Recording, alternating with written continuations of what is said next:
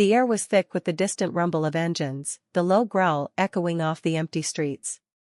The teenager walked alone, his hands tucked into the pockets of his hoodie, his pace steady. The night was cold, and the roads were deserted. Then, out of nowhere, the roar of motorcycles shattered the silence. He stopped. A group of bikers, clad in leather jackets and heavy boots, circled around him like vultures. Their headlights cast long shadows across the pavement, making the scene even more eerie. The leader, a tall, broad-shouldered man with a scar down his cheek, revved his engine and sneered. "Lost, kid," he said, his voice dripping with mockery. The teenager didn't respond. He simply stood there, unmoving, his eyes scanning the men in front of him. 5 of them, all older, bigger, and clearly looking for trouble. Another biker, a lanky man with tattoos snaking up his arms, laughed. "Look at him. Not even scared. Thinks he's tough?" The leader dismounted, his heavy boots crunching against the asphalt. "We're just being friendly, right, boys?" His hand rested on the chain slung across his belt. The teen didn't flinch. His heartbeat was steady. He could already predict what would happen next.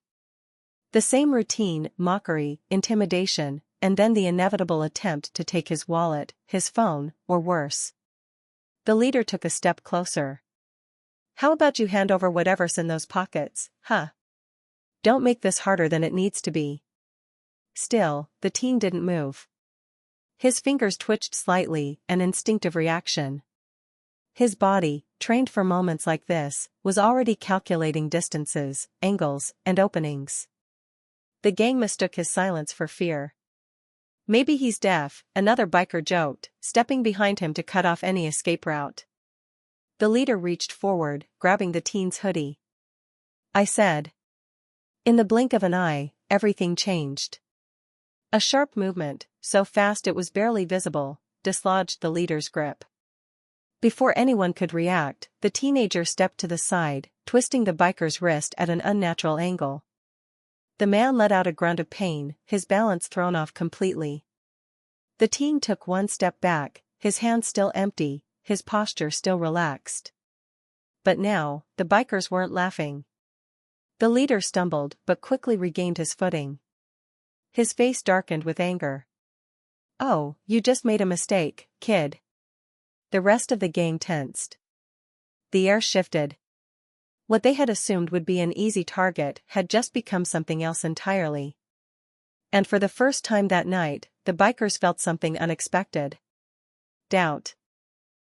The leader clenched his jaw, shaking his hand to rid it of the lingering pain. His pride was bruised more than anything, and that made him dangerous. The other bikers exchanged quick glances, silently reassessing the situation. This wasn't how things were supposed to go. The teenager, still calm, took a slow step back, not in retreat, but to position himself better. His stance was relaxed, but anyone observant enough would notice, he was ready. The lanky biker with tattoos scoffed. "What the hell was that?" He turned to the leader. "Did you just let the kid punk you?" The leader growled, his face contorting with rage.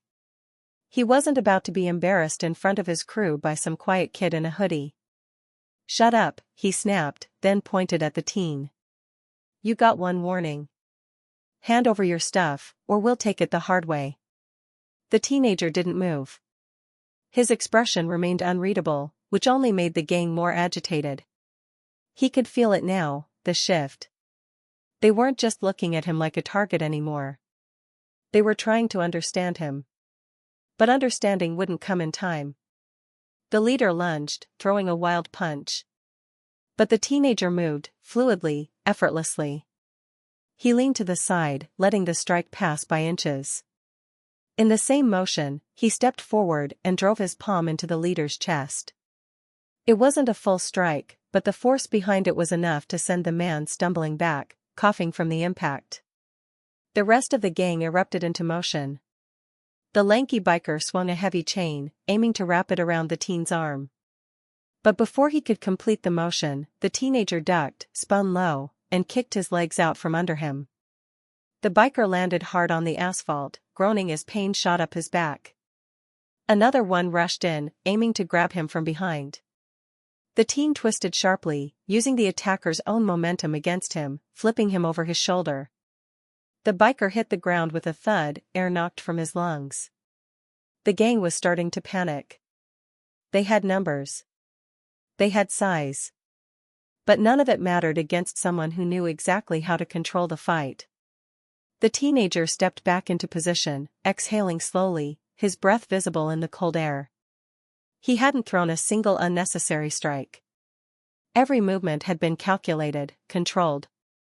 One of the bikers, still crouched on the ground, stared up at him in shock. What the hell? The leader scrambled to his feet, panting.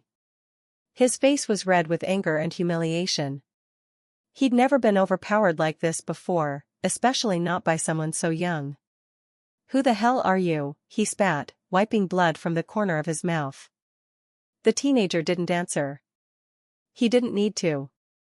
The remaining bikers hesitated, no longer so sure of their advantage. The tables had turned, and they knew it. Then, the leader did something that changed everything. With a snarl, he reached into his jacket and pulled out a knife.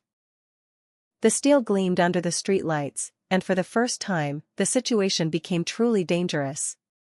The teenager's expression didn't change, but something in his stance shifted. This wasn't just a fight anymore. This was survival. The night air felt heavier now. The tension was thick, pressing down like an invisible weight. The teenager remained still, his eyes locked onto the gleaming blade in the leader's hand. The bikers had crossed a line. This was no longer a simple street fight. This was an escalation. The leader's grip on the knife tightened. His face was a mixture of rage and frustration. He wasn't just trying to rob the kid anymore, he wanted to prove something. He wanted to win.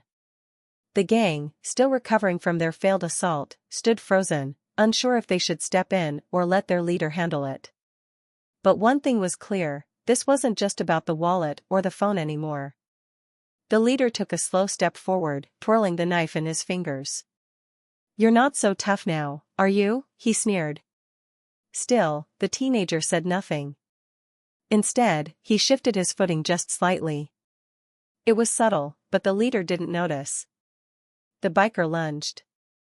It happened in an instant. The teen sidestepped, his movements smooth and precise. The knife cut through empty air where he had been just a second before. The leader barely had time to react before the teenager grabbed his wrist, twisted it at just the right angle, and forced the knife from his grip. The weapon clattered to the ground, spinning across the pavement. The leader held in pain, clutching his wrist, but the teenager didn't stop there. With one swift motion, he spun and delivered a perfectly controlled strike to the leader's ribs. The biker staggered back, gasping for air, his entire body folding from the impact. Silence. The other gang members stood frozen, their eyes wide. This wasn't supposed to happen. One of the younger bikers whispered, "What the hell is he?" The leader, still hunched over, seethed with pure humiliation. He had never been overpowered like this before, not by some kid. He clenched his fists, fury boiling in his blood. But then, something changed.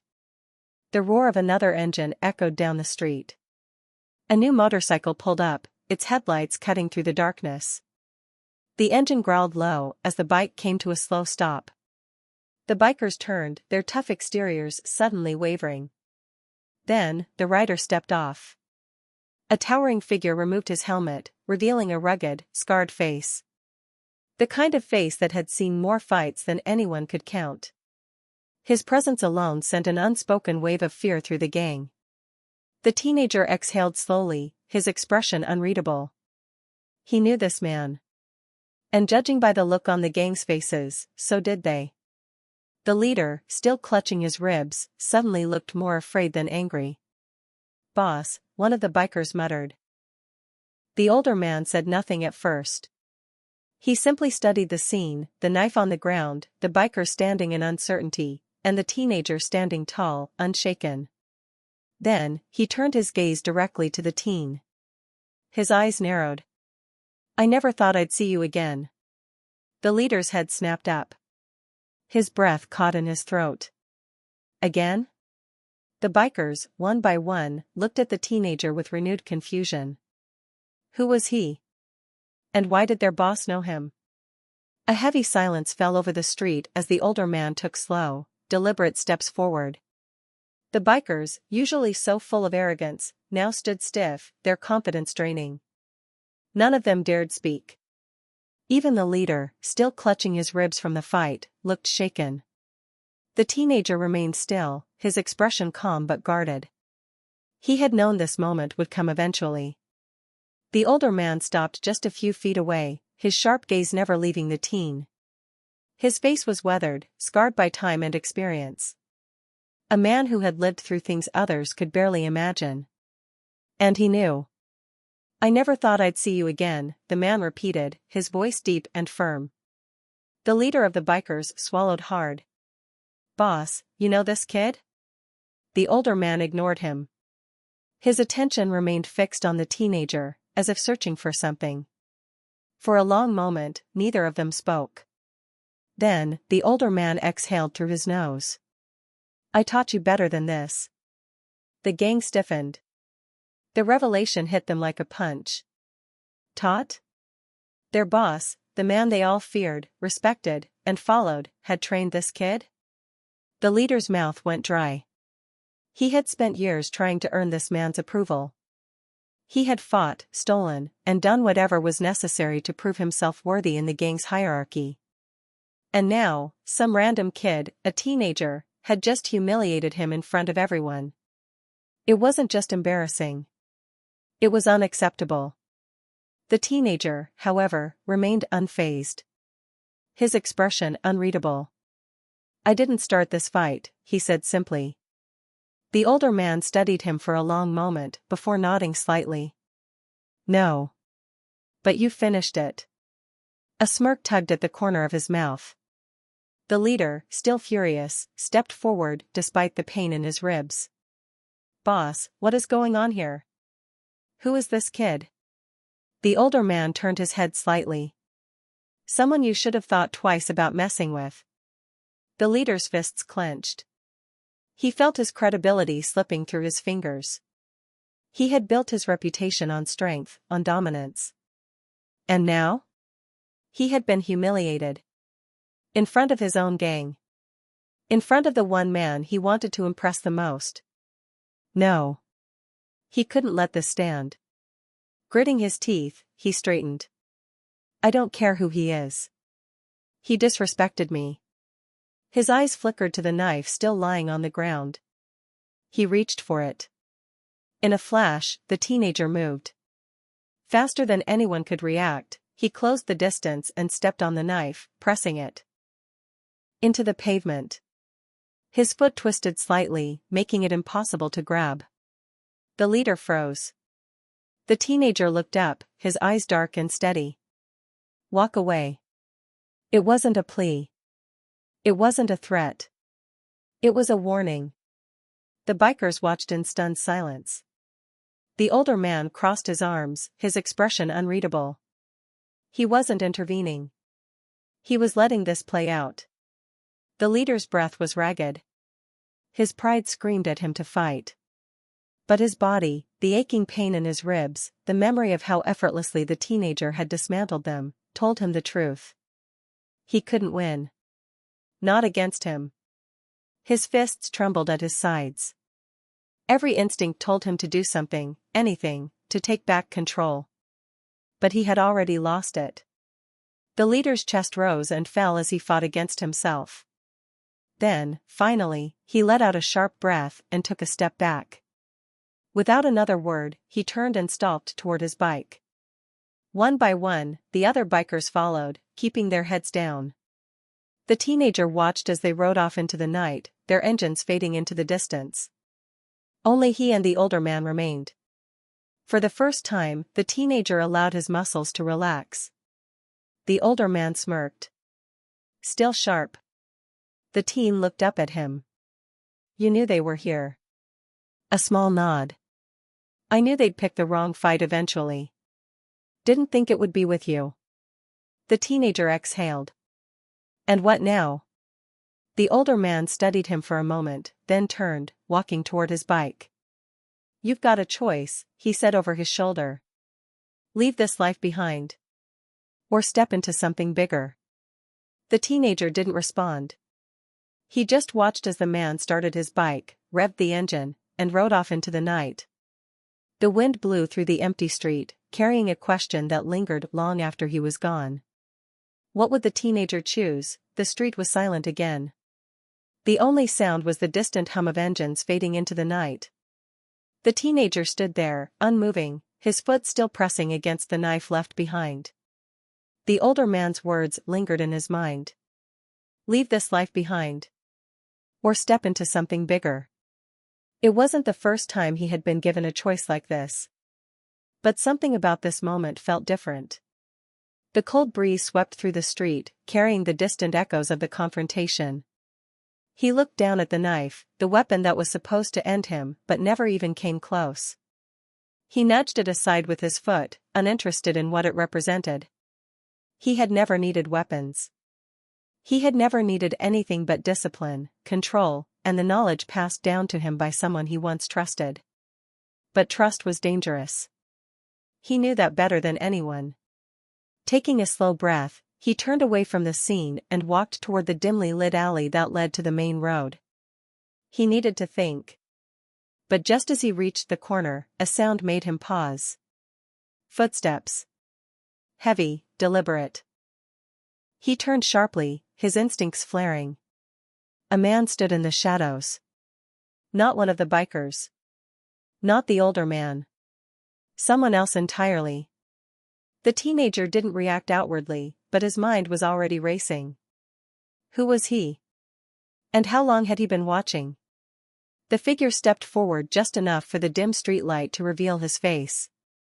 He was older, dressed sharply but casually, with an air of authority that didn't come from brute force, but from something else. Something deeper. He wasn't a thug. He wasn't a cop. But he was something.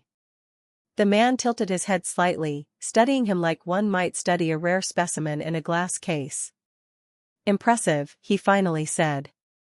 His voice was smooth, calm, like someone who had seen enough of the world to never be in a hurry.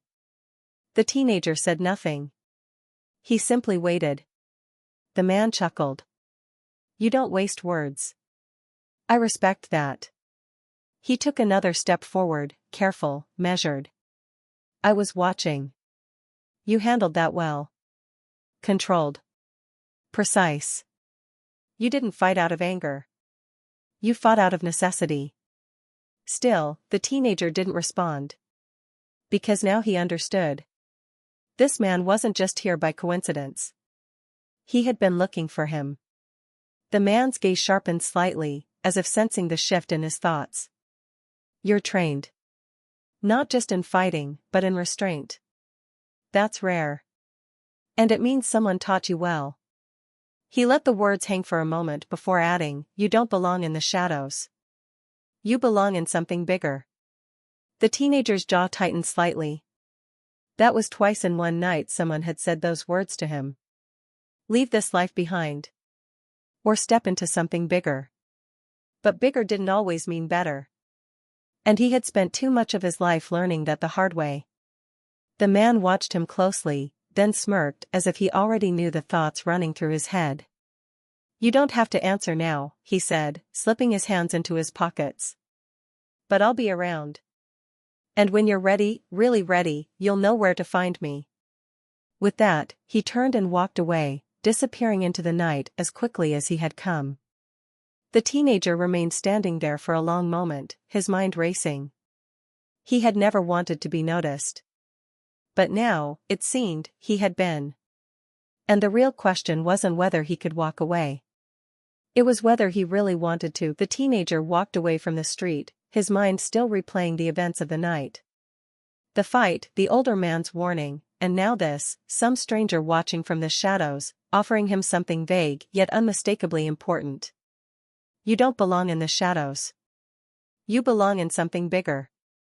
Those words stuck with him. He had spent his life avoiding attention, training not to be noticed, not to stand out. And yet, in just a few minutes, everything had changed. The city's lights flickered in the distance as he stepped onto a quieter street. His heart had calmed, but his instincts hadn't. He could feel it, that unsettling sensation of being followed.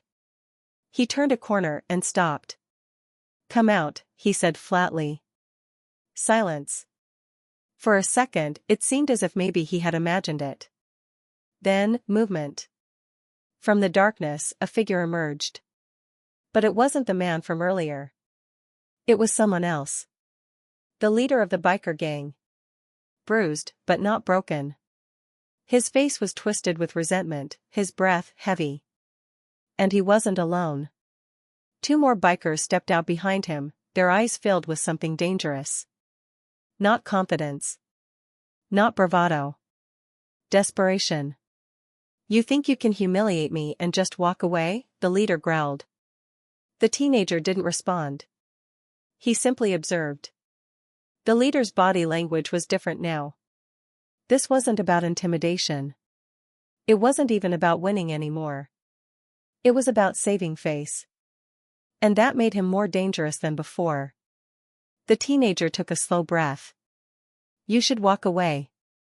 The leader's expression darkened. "Not this time." He reached into his jacket. The teenager was already moving. The moment the leader's fingers brushed against the handle of a concealed weapon, the teen closed the distance. A sharp twist. A wrist locked. A knee driven into the gut. The weapon never even made it out of the leader's grip. It clattered to the ground as the biker doubled over, coughing. The other 2 hesitated, but only for a second. The teenager spun, dodging the first wild punch and countering with a quick strike to the ribs. The second man swung at him, but he ducked under the attack, using the biker's momentum against him to throw him off balance. Within seconds, it was over. The 3 bikers lay groaning on the pavement. The teenager stepped back, his breath steady.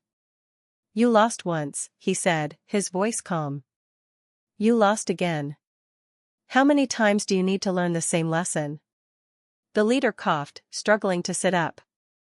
His eyes were filled with hatred, but also something else. Recognition. He had been outmatched. Again. And deep down, he knew it. The teenager didn't wait for a response. He turned and walked away, leaving them behind. This time, he knew they wouldn't follow.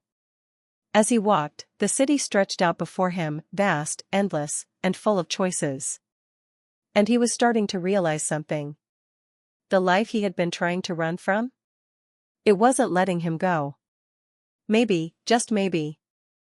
It was time to stop running. The city stretched before him, a sea of flickering lights, whispers of distant engines, and echoes of footsteps on concrete.